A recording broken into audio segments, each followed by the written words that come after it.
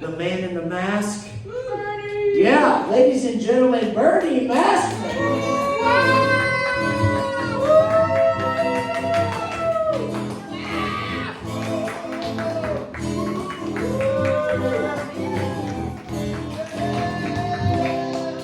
Hand driving actually going on there. Hello everyone. Oh, so glad to see everybody. I am your host. Welcome to Bernie Maskman Presents. I am your host, Bernie Maskman.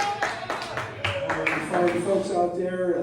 It's been a heck of a time. First of all, we always like to start off every show with a big round of applause to True Story Brewing for having us in their midst. Thank you so much. It's terribly important. You hit record on my machine, right? Oh, excellent. Okay, I want to make certain. It's not that I ever would second guess you.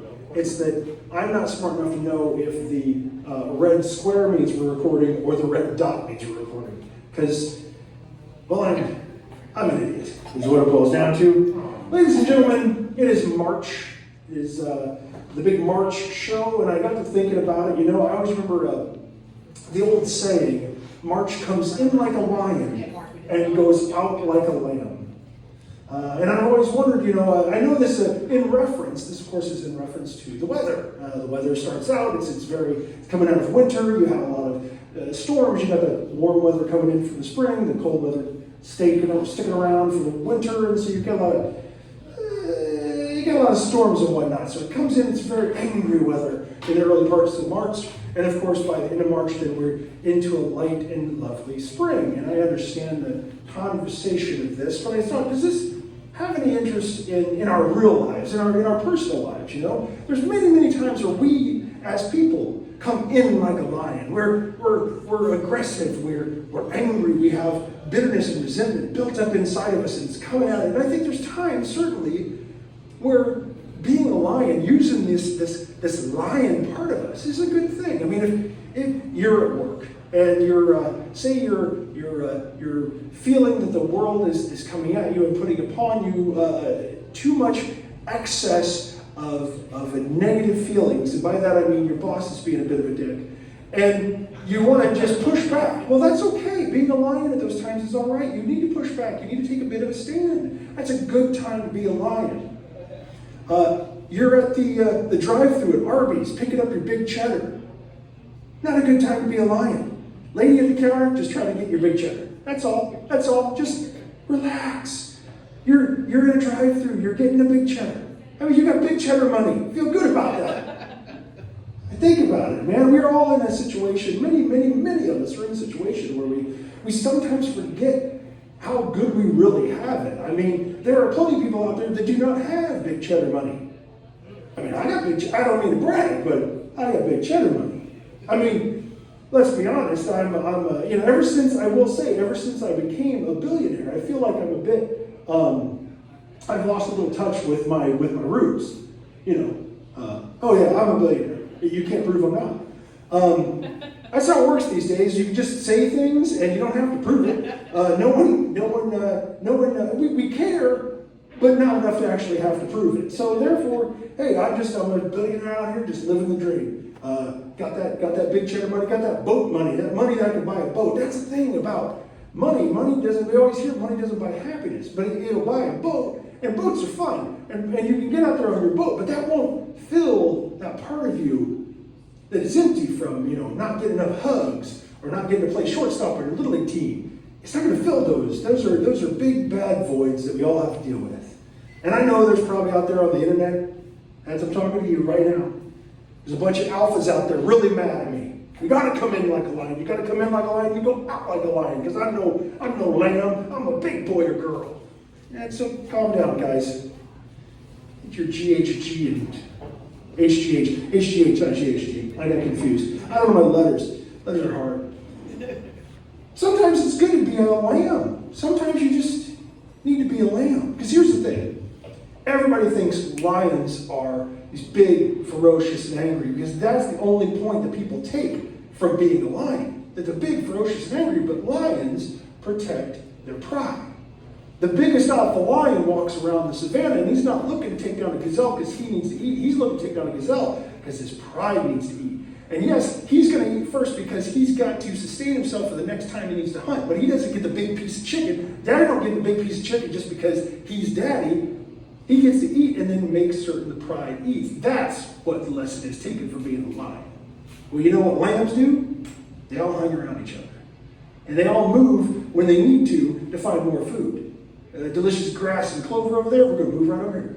There's a little grass, we're going to move right over there. And the big, stronger sheep hang around the outside, the smaller, weaker ones are on the inside, but everybody gets a chance to eat. Because lambs and lions are smarter than us.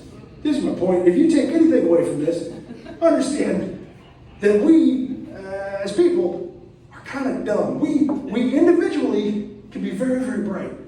But as a group, man, we're dumb. So, just letting y'all know. Listen, we've been talking for a long time, but every time we get together to work on the show, I talk to the band and we discuss this, and there's been a lot of times where we spend time just hanging outside and we discuss and we try to solve the problems of the world. And we've yet to do it, but it's not like we're going to stop trying. But it's mostly just being very, very angry at things.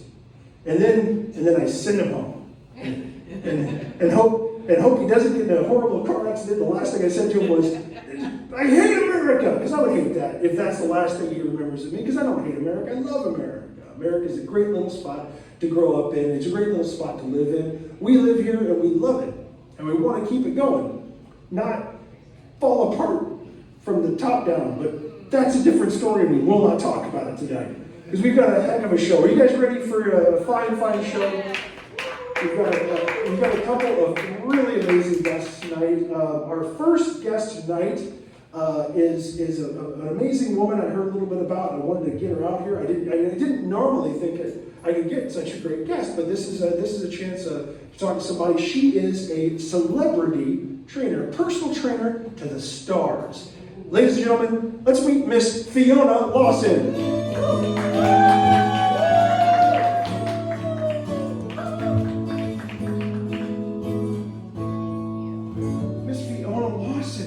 So nice to see you. I am so glad you could make it out here tonight to the show. I started out, not that we don't get the top-notch guests. I don't know whether you're familiar with our show. I'm a billionaire. Can't prove I'm not.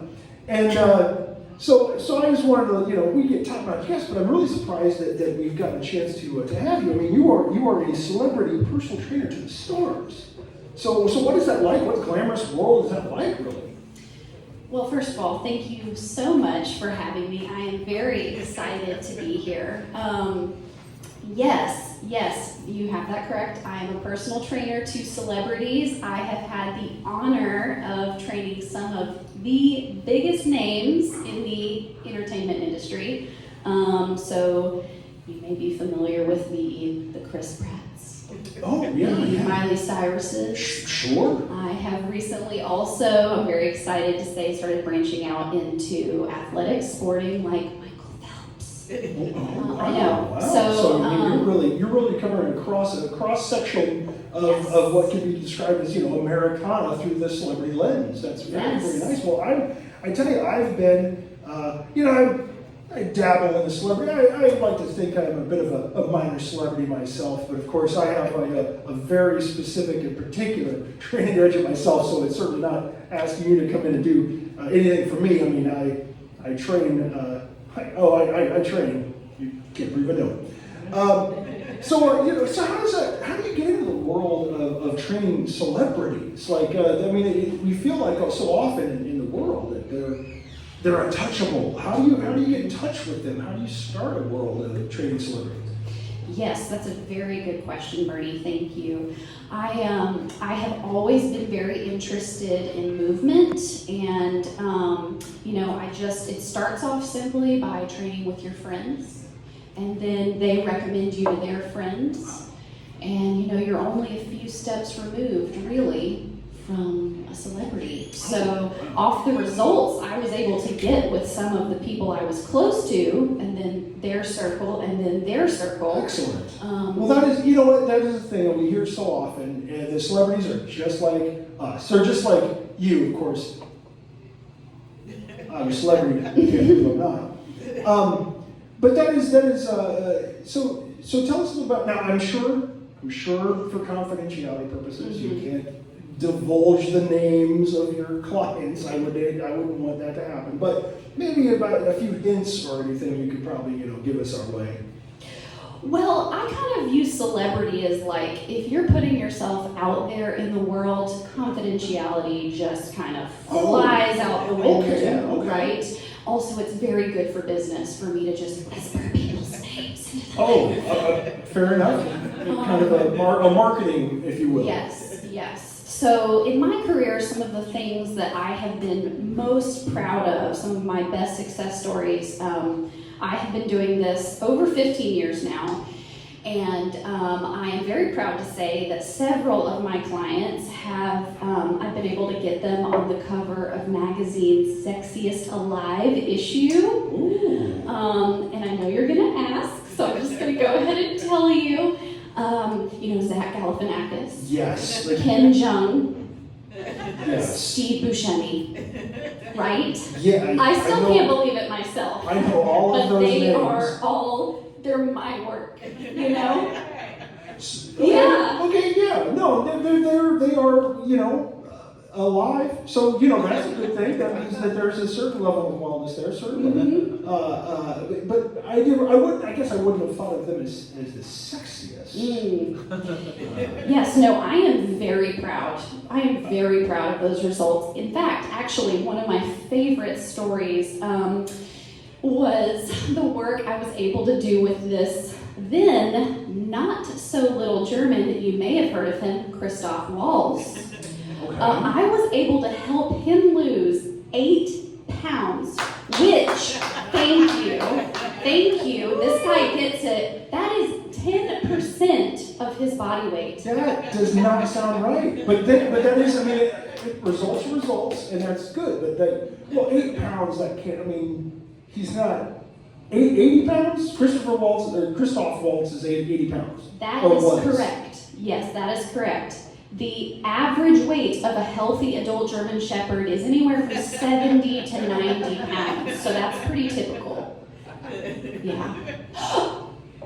Oh, I see. I see why you're looking that way. A lot of my clients name their dogs after themselves.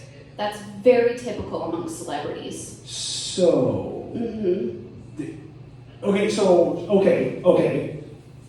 I'm gonna work my way through this nice and slow. For the people at home that might be confused, you train celebrities' pets. Yes. Fair enough. Okay. Yes. Okay, so you are not so much a celebrity or a trainer to the stars as you are a trainer to the stars adjacent. Well, I'm actually going to stop you right there, Bernie. The dogs are the real stars. A lot of people don't see it that way, but Christoph Waltz, the dog, is a star. Well, no, I'm sure he's delightful. I've never seen him at the Oscars, but I'm sure he's a delightful animal. I'm not really a dog person. More of a fish person. Love a beta. But so you train animals. Yes. But you don't train animals. I am a personal trainer of dogs, celebrity dogs. So you make dogs skinnier. I make dogs sexier. That seems problematic. Okay. But again, far be it for me to disparage your choice of careers. We all find our pathways, however we get to it. How did you decide that the animals of the world, specifically dogs, needed to get fit? Well, this is just what the culture is calling for right now. I don't make the trends, I just make results.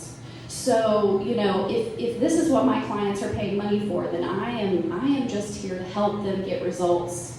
You know, And I can fully back that, because if there's one thing I know about the world of personal training is nothing can be solved by a weird phrase flipped on its end, and that doesn't really make any sense or make a difference.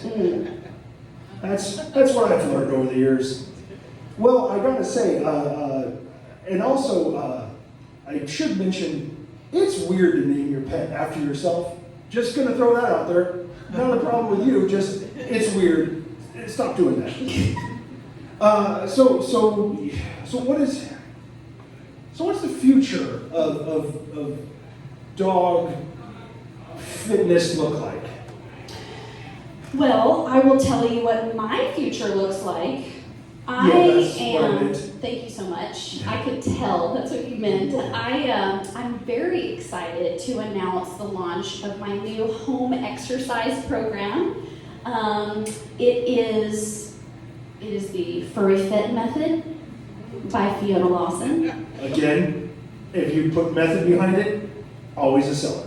The Furry Fit Method for people who want sexy pets. Again, kind of creepy, but I get what you're saying. I mean, there's people themselves when they walk their dogs down the street, they want people to go, oh, what a cute dog. Oh, he's a cute dog. Look at that old dog. Less about, hey, look at that dog. He's hot. I don't hear that as much, but maybe I'm just not hanging around the right celebrity dogs. I will tell you what I'm getting a lot of requests for right now from my clients is a broad, muscly chest and a body that tapers down into a leaner rear. It is feeling like clients are looking ahead to summer and they want more of that solid, sturdy body type. Sorry, I'm just so passionate about this. No, just looking for escape routes. I'm super excited to get to meet anybody in a field that I'm not familiar with. We have to educate ourselves. If we're not learning, we're not growing. If we're not growing, we're dying. And so I'm always for that. And Fiona, I hope that. Are you working out just in LA? Are you working around the nation? What's going on? Are you any plans to spread out throughout the greater area? Oh, absolutely. I am mostly working out of Hollywood, but anytime that someone wants me to travel internationally, I am all about it. I will go any distance for my clients. And my guess is on their dime. Oh, 100%. That's what I figured. Okay, ladies and gentlemen, Miss Fiona Lawson.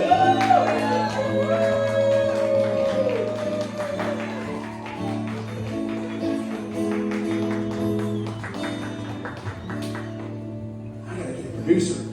Ladies and gentlemen, this is the midpoint of our show. As I always like to give a little shout out to the local comedy going on in the greater Birmingham area. This, of course, is for all the fine folks in the room to check out. And also, hey, if you are online and you're watching this right now and you're ever thinking to yourself, hey, I want to go someplace strange and exotic, Birmingham, Alabama is your place. That's what I'm telling you right now. And I'm going to give you, and if you can hop on a plane and get down here in the next month, you'll get to see any number of these shows.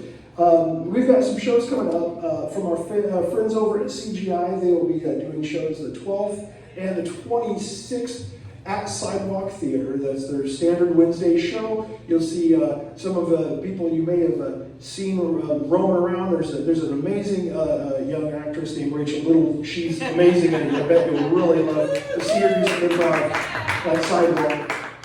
Also coming up on the 10th and 11th at Faraway Theater is so that's tomorrow and the next day. There's the winter showcase for the classes at Faraway Theater. These are improv classes taught by some of the local guys here in town, and these classes are always great. Of course, at Faraway every Wednesday and Thursday are open jams and shows, especially shows at their theater.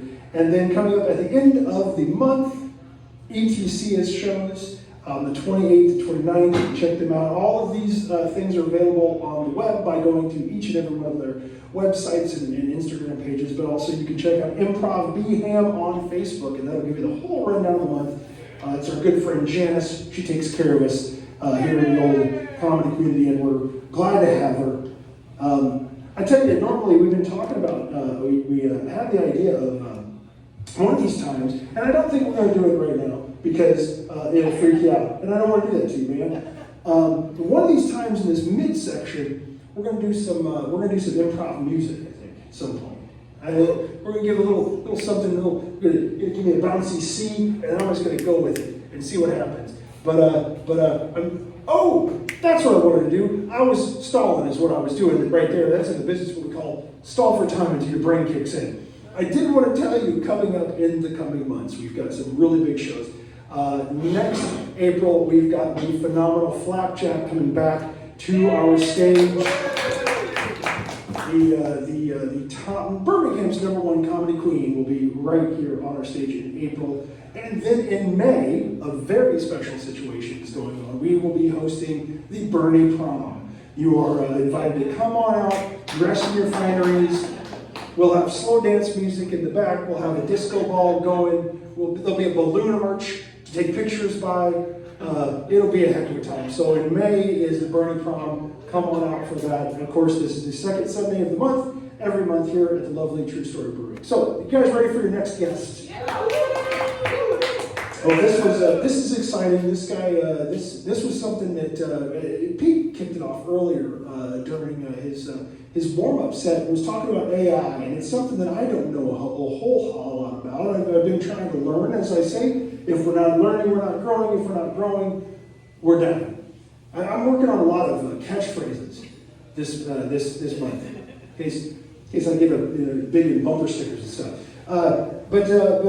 So I want to learn a little bit. I had the opportunity to find out that this particular I'll call him gentleman was out there and telling his story and giving a little information out there. And I figured this would be a great way to give my Bernie Maskman Presents audience a chance to learn more about AI and the future, if you will. So, ladies and gentlemen, let's give a warm welcome to M.A.A.C.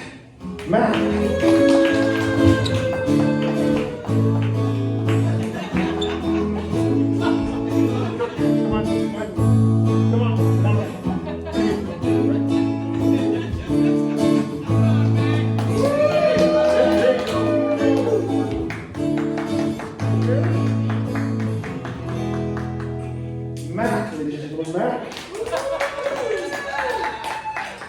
Now I gotta say, this is amazing. You've seen it every once in a while. You see, something on the internet, like maybe a robot dog or something that can jump up on boxes, or like one of those robots that Honda makes that walks around and serves drinks or whatever. But this was amazing when I got a chance to meet or get M.A.A.C. on the show. M.A.A.C. is an AI.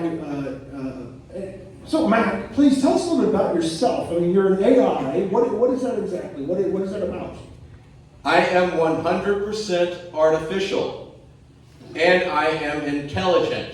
Okay, so that's what the letters mean. Okay, we got that down. So that's good. That's cool. I mean, I gotta say, we've had a lot of variety of guests, but I've never had a robot on the show. So whoa! Hold it with the racial slurs. I did not realize. I do apologize. No one can use the word robot but me. Don't make me call the Southern Poverty Artificial Intelligence Law Center on your ass. I thought there would be like an acronym to that, but okay, I do apologize. Maybe I don't know the technology or I don't know the terminology. I apologize. So what you're an AI? You would call it an android or? That's right. I am an artificial intelligence. Just flat out. So I was invented in 1993 as a simple computer program that eventually evolved over the years. And in 2024, I was established by Halliburton as a mechanized military defense weapon. Oh, okay. So I mean, you have deep roots. My fingers are blowtorches, and I fart bullets. Oh, okay. Well, we'll keep that in mind. And Have you ever killed a man, Bernie? well, I mean, not that can't prove it. Not that you not ever no. It seems like only yesterday I was marching through the fields of Afghanistan, leaving a bloody wake of carnage in my path. No, that yeah, just it's robot reminiscing. I mean, android reminiscing. Well, that's so. Are you still working with the military? I mean, is it something? I mean, here's the thing. I don't want any of our audience to be in danger by your threat level, if you will. Don't worry, Bernie. I am no longer military defense oriented. Well, that is good. That is good. That's right. I was not a weapon of mass destruction. Okay. I was a weapon of moderate destruction. Oh well, that's my still kill quota was not where it needed to be. Yeah, that could be a rough time when you don't have your kill quotas up. In 2025, I was sold to Texas Instruments, and they completely reworked my internal mental status. I am now M.A.A.C. Middle-aged artificial companion. Oh, okay. I thought it was just a misprint on the card. M.A.A.C. I didn't know. That's right. I say it M.A.A.C. Middle-aged artificial companion. Okay. So you're like a boy. I feel like there's a lot of potholes because I remember. I don't want to say the R word, of course, but like a helper monkey. You know, like they had their assistance dog, or is it you go to people's homes to help them with medications or something? I'm a friend. Are you lonely, Bernie? No, I got the band. But no, so you're a companion, as you said. So That's like, right. You can go and be, a companion to people in their homes. I can help you build a birdhouse. Okay. I can play Scrabble. Very middle-aged. We can fly a kite. Okay. We can take a hot shower together. A long hot shower. Yeah, okay. When you're moving kite, birdhouse, hot shower, not necessarily. Okay, fair enough. So you're a companion AI, helping people with loneliness, I suppose. Do you like to garden? Oh yeah, well I can garden. I potter around the garden, sure. We can play frisbee golf. Oh, ultimate golf. We can binge watch Severance. Okay, sometimes you just want to talk it out while you're watching the show. We can snuggle. No, that's okay. I see what. So no, I see what's going on here. So you're more of a physical companion as well as a Scrabble partner. I'm a sex bot. Okay, I was trying to A middle-aged sex bot. move away from For middle-aged people. Okay, I was trying to move maybe away from that area, but I okay, if you want to put it straight out there, okay. All right. Look at my sexy under t-shirt. Yeah, I'm looking at you, and My sneakers are extremely hot.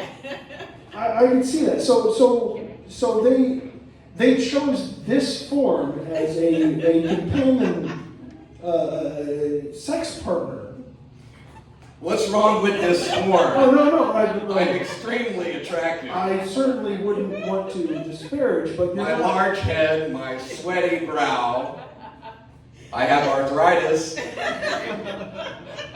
Hypertension.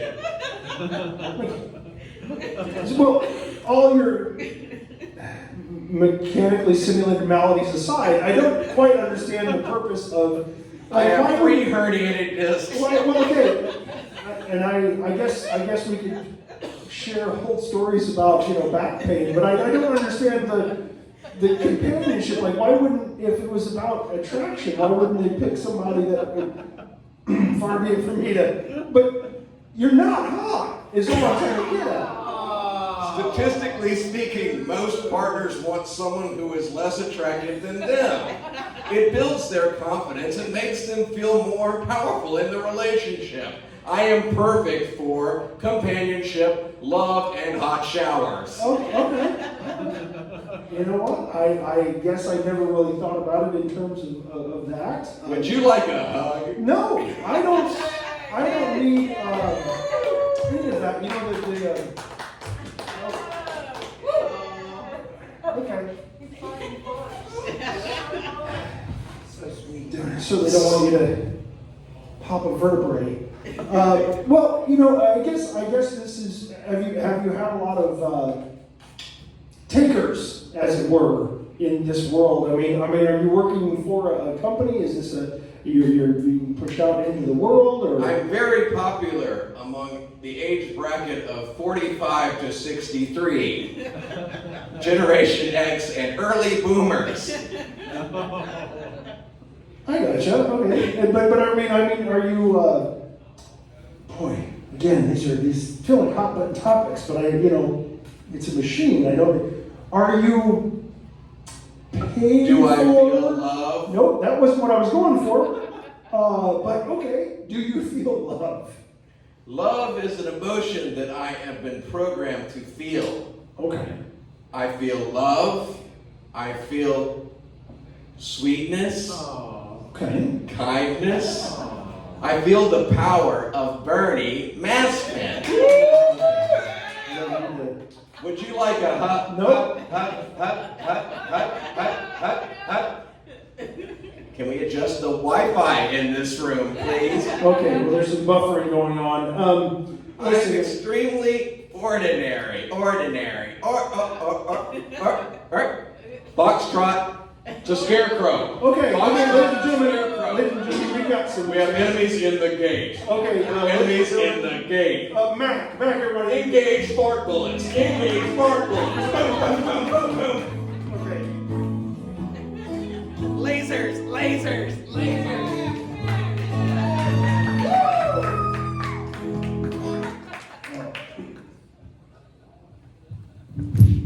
Sorry about that. That was I got dangerous there for a second. I didn't want to become a problem, but all right. Okay. Well, ladies and gentlemen, Mac. I would tell you how to get a hold of him, but I now know he knows love, but I'm not certain whether you pay for that sort of thing or not. I'm not certain. Well, I tell you what, this was a lovely evening, and again we go back to that.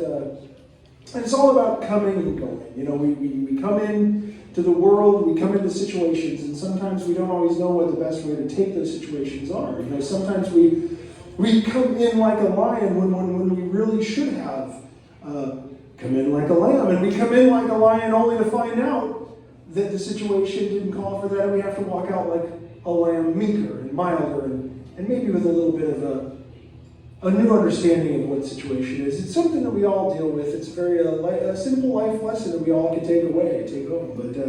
But I wanted to leave you tonight with a little song about coming in, a little song about, coming in and with the destruction, but maybe leaving a little smarter after it's all said and done. Ladies and gentlemen, Fiona, Matt, come on out. Come on back out here and take the stage with me. We chained our hearts and played the drum, never asking why. We kissed, I fell under your spell of love, no one can deny. Don't you ever say I just want away, I will always love you. I can't live a life running for my life, I will always want you. I came in like a wrecking ball, I never felt so hard in love. All I wanted was to wreck your wall, all you ever did was wreck me, yeah, you wrecked me. I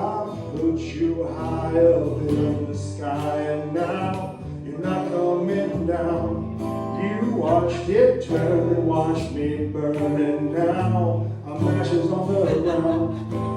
Don't you ever say I just walked away. I will always warn you. I can't live without running for my life. I will always warn you. I came in like a wrecking ball. I never hit so hard in love. All I wanted was to break you all you ever did was wreck me. I came in like a wrecking ball. I never hit so hard in love. All I wanted was to break you all you ever did was wreck me, and you wreck